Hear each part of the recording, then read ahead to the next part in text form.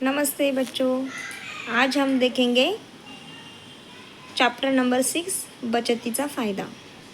सबसे पहले हम मराठी में रीडिंग करेंगे, आप अच्छी तरह से सुन लो। एका गावात सोनू नावाचा एक मुलगा राहत होता। एक गांव में एक लड़का रहता था, उसका नाम सोनू था। तो गावापासून 5 मैल लांब असलेल्या शाळेत रोज चालत जात असे। वो अपने गांव से दूर 5 मैल दूर एक स्कूल में रोज चल के जा रहा था।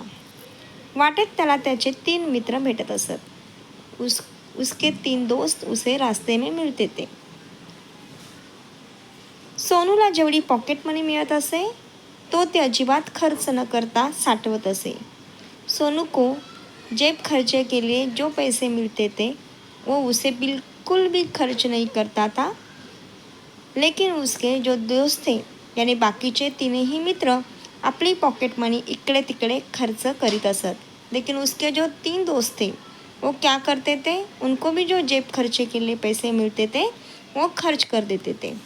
एक दिवस सोनूच्या व्यतिरिक्त तिघेही मजेत चाट खात होते।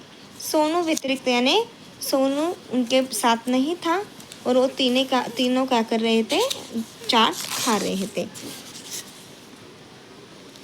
सोनू जवळच उभा राहून त्यांच्याकडे पाहत होता। सोनू खड़ा होके उनको देख रहा था। त्याला पाहून तिघापैकी एक जण म्हणाला, उसको देख के एक जण बोला, ए पळ इथून, कंजूस कुठला, आमच्याकडे काय पाहतो आहेस, तुला हवेसे तर काढ पैसे खिशातून।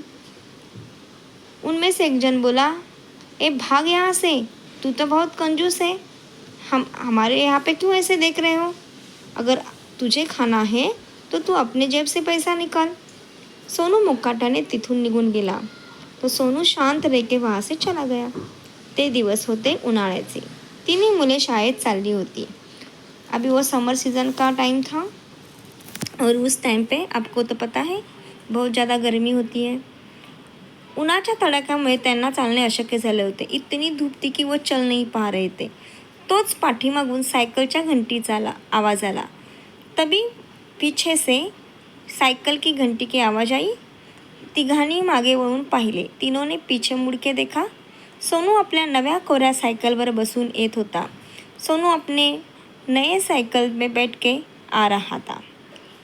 त्यांनी सोनूला विचारले, सोनू तुझ्याकडे सायकल कुठून आली? उन्होंने सोनू को पूछा कि तेरे पास सायकल कैसे आ गई? सोनू म्हणाला, बचतीतून। सोनू अभिमानाने म्हणाला। तो सोनू ने जवाब दिया की बचत की वजह से।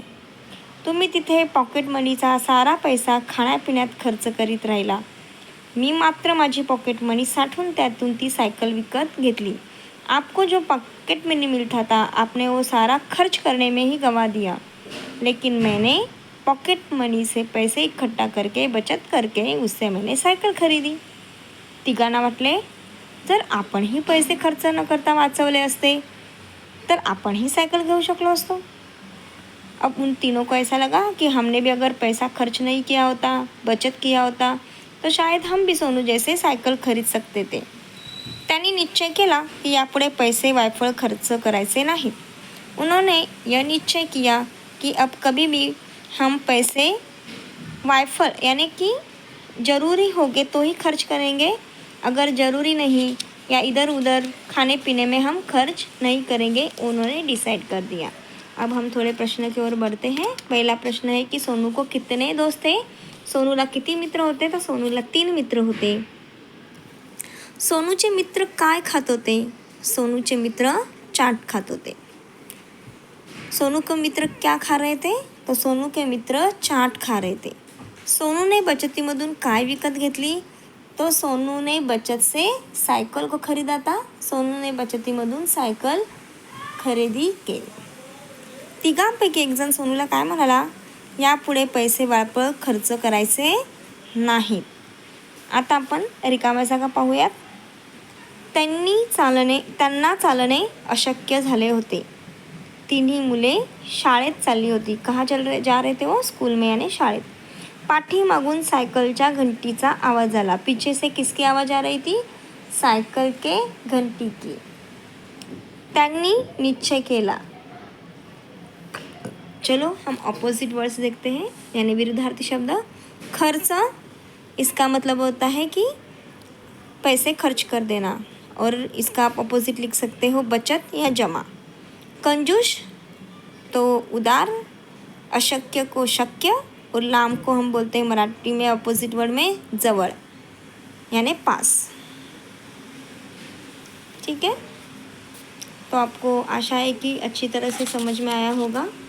अगर आपको इसका वर्कशीट बना के चाहिए तो आप मुझे कमेंट में लिख दे देना। Thank you.